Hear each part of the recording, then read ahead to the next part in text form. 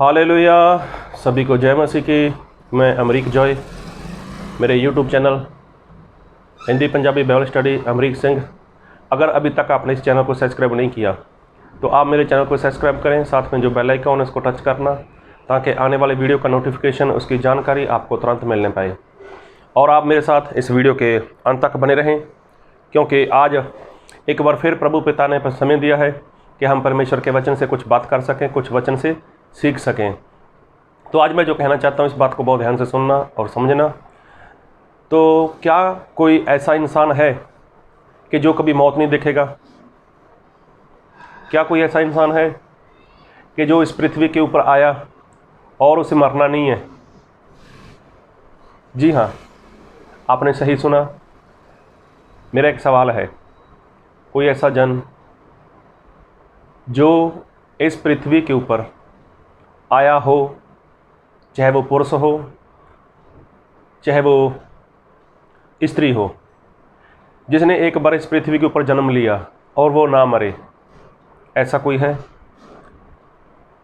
अगर हम बात करें, इस पृथ्वी के ऊपर परमेश्वर ने सबसे पहले आदम और हवा को बनाया था, और आदम और हवा को बनाने के बाद परमेश्वर ने उनके लिए मौत नहीं बनाई थी, क्योंकि परमेश्वर ने एक आज्ञा दी थी कि भले और बुरे का जो पेड़ है इसका फल नहीं खाना, जिस दिन तुम फल खाओगे उस दिन तुम मर जाओगे। तो इसका मतलब कि उनके पास जो जीवन था वो अनंत काल का जीवन था। और तकरीबन इस बात को आज से 6000 साल पहले की बात करते हैं, 6000 साल,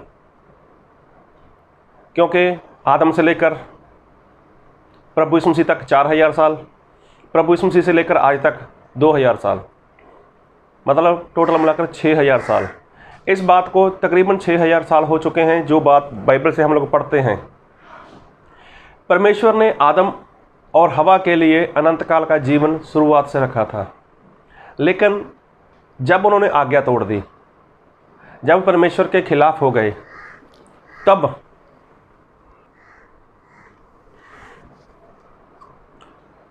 जब उन्होंने आज्ञा तोड़ दी, जब परमेश्वर के वचन के खिलाफ चले गए, तब उनके जीवन में पाप आ गया। और पाप की वजह से जितने भी लोग इस पृथ्वी के ऊपर आए, सभी को मरना था। जहाँ तक कि आदम और हवा, चाहे परमेश्वर ने उनको अपने हाथों से बनाया था, तो उनसे पाप हुआ तो मरना तो उनको भी था, और वो मर भी गए। लेकिन आदम ना तो किसी स्त्री से पैदा हुआ और ना ही किसी पुरुष से पैदा हुआ, उसको परमेश्वर ने अपने हाथों से बनाया था, उसकी रचना परमेश्वर ने अपने हाथों से की थी। लेकिन पाप होने की वजह से वो भी मर गया। तो उसके बाद जितने भी लोग आदम और हवा से पैदा हुए, सभी ने पाप किया है। और बाइबल में परमेश्वर का दास ऐसा बोलता है कि मैं माँ के पेट से पापी हूँ। मतलब जितने भी इंसान लोग इस पृथ्वी के ऊपर आए, चाहे वो पुरुष हो स्त्री हो, वो एक पति और पत्नी से पैदा होते हैं। और जो पति और पत्नी से पैदा होता है वो सभी लोग पापी हैं, और पापी लोग कभी भी परमेश्वर के राज्य में नहीं जा सकते। तो मैंने जो सवाल किया था, क्या कोई ऐसा इंसान है कि जो कभी ना मरे, वो कभी मृत्यु ना देखे? जी हाँ, और मैं बाइबल से ही एक वचन पढ़ूंगा आपके लिए, और मैं पढ़ूंगा भजन संहिता उसका 99 उसका 48 वचन, जबूर 99 उदा 48। कौन पुरुष सदा अमर रहेगा? क्या कोई अपने प्राण को अंधलोक से बचा सकता है? तो यहाँ पर एक सवाल है, कौन ऐसा इंसान है कि जो मृत्यु न देखे? कौन ऐसा इंसान है कि जो सदा अमर रहे? तो यहाँ पर एक सवाल है, और परमेश्वर की ओर से सवाल है कि कौन ऐसा इंसान है। तो इसका मतलब जो बात परमेश्वर कह रहे हैं, कोई ऐसा इंसान है कि जो मृत्यु न देखे। तो क्या आप बोल सकते हो कि इस पृथ्वी के ऊपर कोई ऐसा है? इसका मतलब परमेश्वर यही कहना चाहते हैं कि ऐसा कोई भी इंसान नहीं है जो ना मरे, सभी को मरना है। मरने के बाद जब इंसान शरीर छोड़ेगा और शरीर छोड़ने के बाद उसकी आत्मा जब परमेश्वर के सामने खड़ी होगी तो परमेश्वर उसका न्याय करेंगे, या तो स्वर्ग में या तो नरक में। दो ही जगह हैं, स्वर्ग या नरक। अभी देखने वाली बात है, क्या कोई ऐसा इंसान है कि जो मृत्यु ना देखे? तो आप भी ऐसा बोल सकते हो कि ऐसा कोई इंसान नहीं है, और परमेश्वर यही बात बोलते हैं कि ऐसा कोई है ही नहीं जो मृत्यु ना देखे। और बाइबल में ऐसा लिखा है कि लहू और मांस वो परमेश्वर के राज्य के वारिस नहीं होंगे। तो इसका मतलब अगर परमेश्वर के राज्य में जाना है, स्वर्ग में जाना है, तो कोई भी इंसान ये शरीर लेकर स्वर्ग में नहीं जा सकता। ये शरीर लेकर स्वर्ग में नहीं जा सकता। प्रभु यीशु मसीह आए थे तो उनके पास यही शरीर था जो आपके पास है, जो मेरे पास है, और जो हम सभी लोगों के पास है। ऐसा ही शरीर प्रभु यीशु मसीह का भी था। तभी तो लोग प्रभु यीशु मसीह को देख पाते थे, प्रभु यीशु मसीह को छू सकते थे। तभी तो लोगों ने प्रभु यीशु मसीह को, इसी शरीर को मारा था। इसी शरीर को उन लोगों ने कोड़ों की मार मारी, हाथों और पाँव में कीलें ठोक दी। तो देखो यही शरीर, क्या प्रभु यीशु मसीह इस शरीर को लेकर स्वर्ग में गए? नहीं, प्रभु यीशु मसीह का शरीर पूरी तरह बदल चुका था। तो कोई भी इंसान इस शरीर से परमेश्वर के राज्य में नहीं जा सकता। फिर बात करें हनोक के बारे में। हनोक तो चला गया। अगर आप उत्पत्ति पढ़ोगे तो वहाँ पर लिखा है, और मैं पढ़ ही देता हूँ आपके लिए।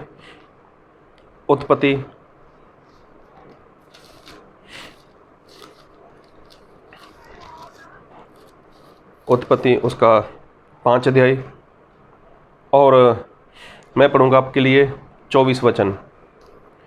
हनोक परमेश्वर के साथ साथ चलता था, फिर वह लोप हो गया क्योंकि परमेश्वर ने उसे उठा लिया। अभी देखो यहाँ पर लिखा है कि हनोक परमेश्वर के साथ साथ चलता था और परमेश्वर ने उसको जिंदा उठा लिया। परमेश्वर ने उसको जिंदा उठा लिया। तो फिर एक परमेश्वर के भविष्यवक्ता नबी एलिया, वो भी तो जिंदा उठाए गए, और एलिया को लेने के लिए अग्निरथ, अग्नि घोड़े आए, और एलिया भी वो जिंदा उठाए गए। ये भी बाइबल में लिखा हुआ है, आप अच्छे से जानते हो। तो ये दो लोग ऐसे हैं कि जिन लोगों ने अभी तक मौत नहीं देखी। फिर अगर हम बाइबल से पढ़ते हैं, मैं पढ़ूंगा आपके लिए प्रकाशित वाक्य, प्रकाश दी पोथी उसका 11 अध्याय, और वहाँ पर लिखा है 2 गवाह। और मैं पढ़ूंगा आपके लिए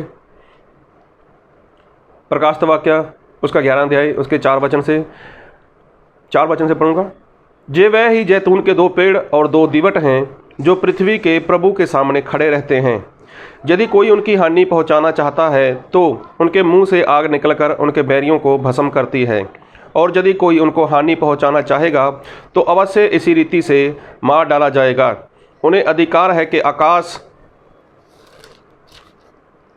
को बंद करें कि उनकी भविष्यवाणी के दिनों में मींह ना बरसे, और उन्हें सब पानी पर अधिकार है कि उसे लहू बनाए, और जब चाहे तब पृथ्वी पर हर प्रकार की विपत्ति लाएं। जब वह अपनी गवाही दे चुकेंगे तो वह पशु जो अथाह कुंड में से निकलेगा उनसे लड़कर उन्हें जीतेगा और उन्हें मार डालेगा। तो देखो यहाँ पर 2 लोग हैं।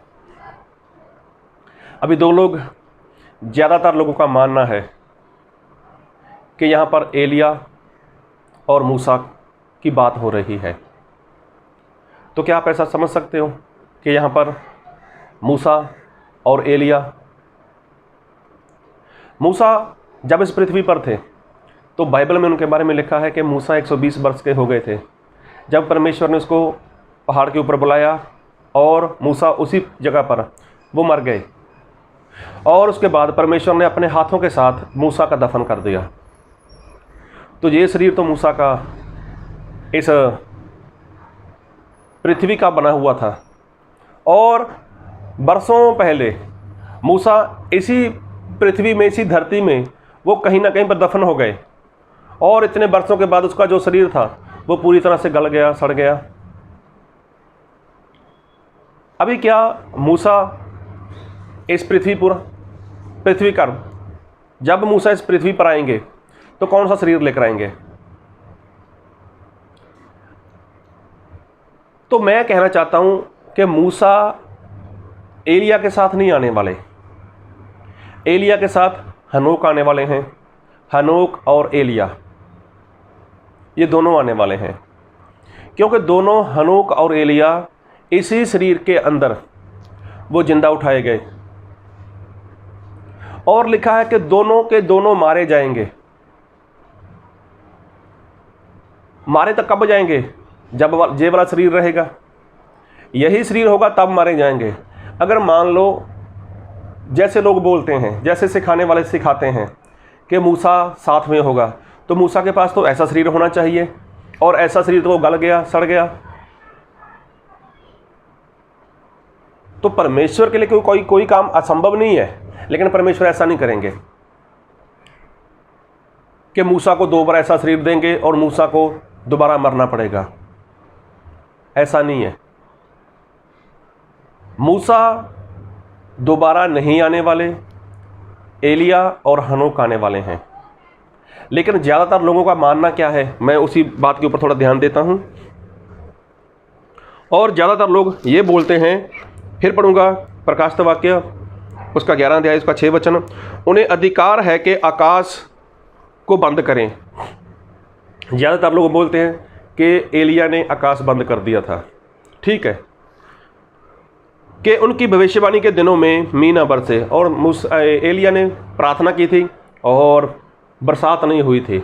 फिर लिखा है, और उन्हें सब पानी पर अधिकार है कि उसे लहू बनाएं, और जब जब चाहे तब तब पृथ्वी पर हर प्रकार की विपत्ति लाएं। तो यहाँ पर लोगों का मानना है, सिखाने वाले बोलते हैं कि पानी का लहू बनाया जाएगा, क्योंकि पानी का लहू तो सिर्फ मूसा ने बनाया था मिस्र देश में। तो क्या ऐसा बोल सकते हो कि मूसा के अलावा कोई और पानी का लहू नहीं बना सकता? हुआ ऐसा, और मिस्र देश में ही ऐसा हुआ है। और मैं आपके लिए वचन पढ़ूंगा, निर्गमन कूच उसका 7 अध्याय उसका 20। तब मूसा और हारून ने यहोवा की आज्ञा के अनुसार किया, अर्थात उसने लाठी को उठाकर फिरौन और उसके कर्मचारियों को देखते नील नदी के जल पर मारा, और नदी का सब जल लहू बन गया। अभी देखो, परमेश्वर ने उसको बोला था कि नील नदी के पास चले जाओ। मूसा अपने हाथ में वही लकड़ी ले लो, वही लाठी ले लो जो सांप बन चुकी थी, और वहाँ नील नदी पर जाकर पानी के ऊपर मारना और वो लहू बन जाएगा। और यही बात मूसा ने सुनी, और क्या हुआ? और नील नदी में जो मछलियाँ थीं वे मर गईं, और नदी में दुर्गंध आने लगी, और मिस्री लोग नदी का पानी ना पी सके, और सारे मिस्र देश में लहू हो गया। अभी मूसा ने परमेश्वर के कहे के अनुसार कर दिया।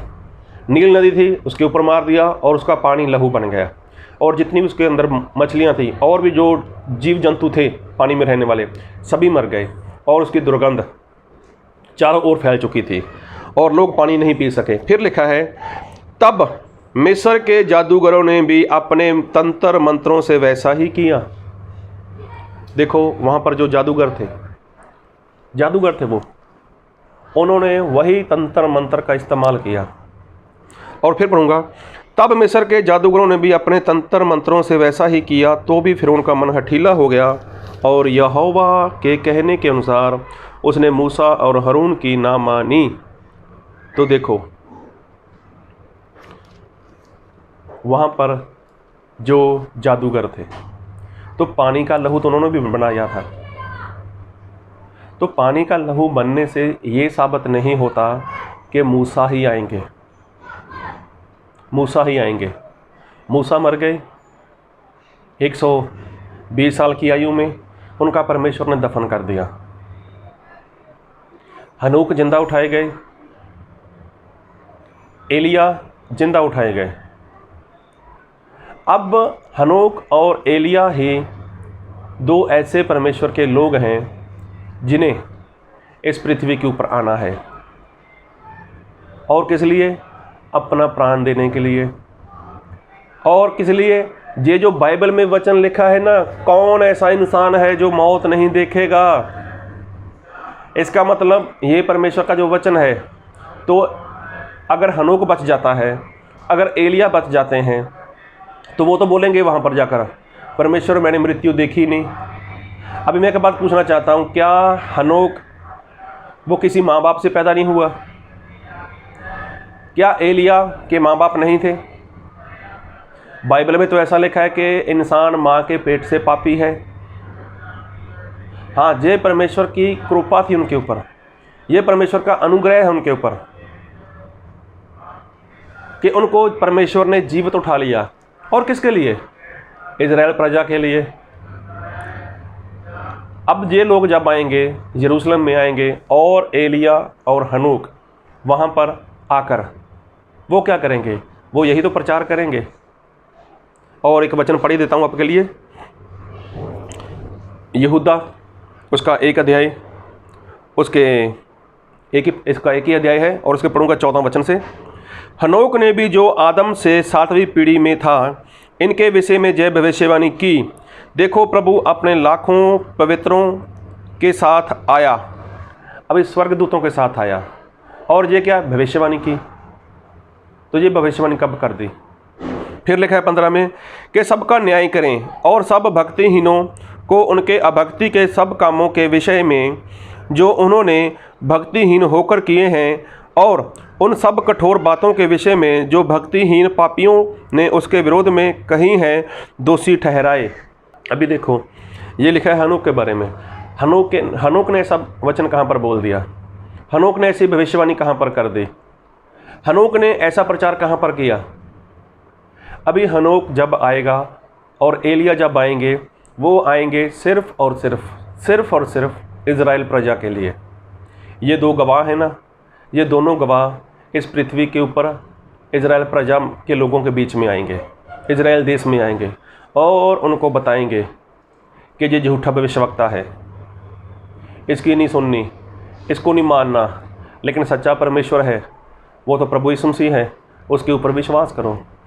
अब इजराइल प्रजा के लोग, पूरा इजराइल जो अब्राहम की वंश है, जो अब्राहम की संतान है, वो हनोक और एलिया के कहने पर पूरी तरह से विश्वास परमेश्वर के ऊपर करेंगे, प्रभु यीशु मसीह के ऊपर करेंगे। और जब ये बात होगी, तब लिखा है बाइबल में, एक बार फिर पढ़ देता हूँ, प्रकाशित वाक्य उसका 11 अध्याय उसके 7 वचन से। जब वह अपनी गवाही दे चुकेंगे, तो वह पशु जो अथाह कुंड में से निकलेगा, उनसे लड़कर उन्हें जीतेगा और उन्हें मार डालेगा। अभी देखो, जो पशु, जो दरिंदा अथाह कुंड से बाहर निकलेगा, वो उनसे लड़ेगा और उनको जीत लेगा और उनको मार डालेगा। क्यों मार डालेगा? क्योंकि उनके पास यही शरीर है। इसी शरीर को वो नाश कर डालेगा, इसी शरीर को वो खत्म कर डालेगा। और जो परमेश्वर का वचन लिखा है भजन संहिता 89 का 48 में, जबूर उसके 99 उसके 48 वचन में, कौन ऐसा है जो मृत्यु नहीं देखेगा? और ये वचन पूरा होगा वहीं पर भी, ये वचन वहाँ पर भी पूरा होगा कि ऐसा कोई है ही नहीं।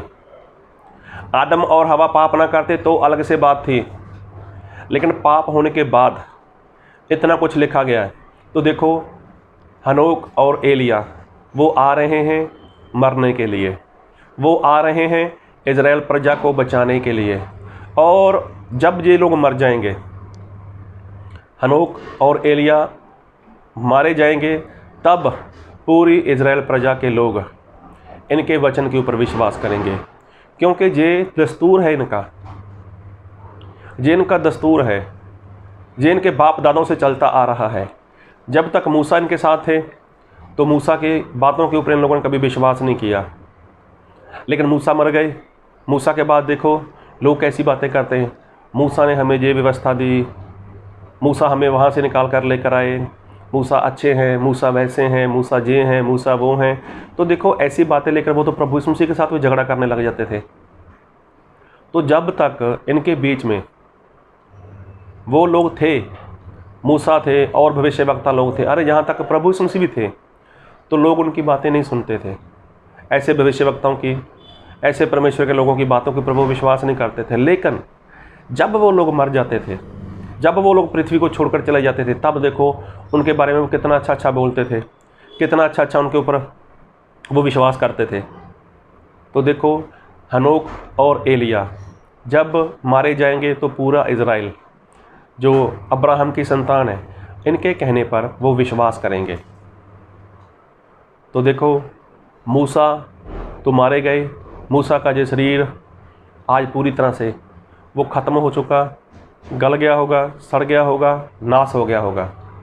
लेकिन एलिया और हनोक का जो शरीर है वो आज भी वैसे का वैसा ही है, वही मिट्टी का बना हुआ है। आज परमेश्वर ने उनको कहाँ पर रखा है, कैसे रखा है, तो ये मेरा सब्जेक्ट नहीं है। लेकिन अगर आप पढ़ना चाहो तो प्रकाशित वाक्य 11 अध्याय में उनके बारे में पढ़ सकते हो कि 2 जैतून के पेड़, तो परमेश्वर किसी और की बात नहीं करते, वो इसी की बात करते हैं। तो देखो एलिया और हनोक वो आने वाले हैं, वो गवाही देने वाले हैं, लेकिन उनकी गवाही से आपको कोई फ़ायदा नहीं होने वाला, उनके प्रचार से आपको कोई फ़ायदा नहीं होने वाला। उनके प्रचार से, उनकी गवाही से सिर्फ़ और सिर्फ इज़राइल को फ़ायदा होने वाला है। तब तक समा जा चुका होगा, तब तक वो समा ख़त्म हो चुका होगा जो अन्य जाति के लोगों के लिए परमेश्वर ने ठहराया है। तो आज समय है, उनके आने के पहले आप, मैं तो कहता हूँ आज से, अभी से, इसी टाइम से अपना जीवन पूरी तरह से प्रभु यीशु मसीह को सौंप दो। तो ऐसा मत सोचना कि वो लोग आएंगे, उनके प्रचार से आप बचाए जाओगे, नहीं। वो सिर्फ़ और सिर्फ इज़राइल प्रजा में आने वाले हैं, इज़राइल देश में आने वाले हैं, इज़राइल के लोगों के लिए आने वाले हैं। तब कोई भी इंसान उनकी बातों के ऊपर विश्वास कर ही नहीं सकता सिवाय इज़राइल प्रजा के लोगों के। लेकिन हनूक और एलिया आएंगे, मूसा नहीं आने वाले। ऐसा मत सोचो कि मूसा ने लहू बनाया था तो जो 2 गवाह होंगे उनमें से एक गवाह लहू बनाएगा, पानी का लहू बना देगा, क्योंकि मूसा ने ये काम किया था मिस्र देश में। तो इस बात को मत भूलना कि मिस्र देश में जो जादूगर थे उन्होंने भी अपने तंत्र मंत्रों से पानी का लहू बना दिया था। आकाश बंद कर दिया था, वो एलिया ने कर दिया था, उनके मुंह से आग निकलेगी। लेकिन मैं जो कहना चाहता हूँ कि ऐसा कौन इंसान है जो मौत ना देखे। मौत तो सभी देखेंगे। इसका सीधा सा मतलब है कि हनोक और एलिया मरने के लिए आने वाले हैं। वो जानते हैं, वो जानते हैं कि हमें मरना है, और परमेश्वर भी जानते हैं कि ये 2 लोग ऐसे हैं कि जो बिना मौत देखे ही यहाँ पर हैं। लेकिन उनकी मौत से आपको कोई फ़ायदा नहीं होने वाला। उनकी मौत से सिर्फ़ और सिर्फ इज़राइल के लोगों को फ़ायदा होने वाला है। हनोक की मौत से, एलिया की मौत से इज़राइल प्रजा को फ़ायदा होने वाला है, लेकिन आपको कोई फ़ायदा नहीं होने वाला। इसलिए आपको फ़ायदा है सिर्फ़ और सिर्फ प्रभु यीशु मसीह की मृत्यु से और प्रभु यीशु मसीह के मुर्दों में से जलाए जाने से। तो प्रभु यीशु मसीह ने आपके लिए जान दी, मेरे लिए जान दी, हम सभी के लिए जान दी। तो हमें प्रभु यीशु मसीह की मृत्यु के द्वारा जीवन मिलता है। तो वीडियो बहुत लंबा जा चुका है। अगर मैं चाहता थोड़ी बातें और करता आपसे, लेकिन अगर आपको कोई बात नहीं समझ आई, कोई बात नहीं समझ में आई, तो कोई बात नहीं, आप मुझे कॉल कर सकते हो, मुझे कमेंट कर सकते हो। मुझे मैसेज कर सकते हो। तो प्रभु आपको इन वचनों से बहुत आशीष दे। आमीन।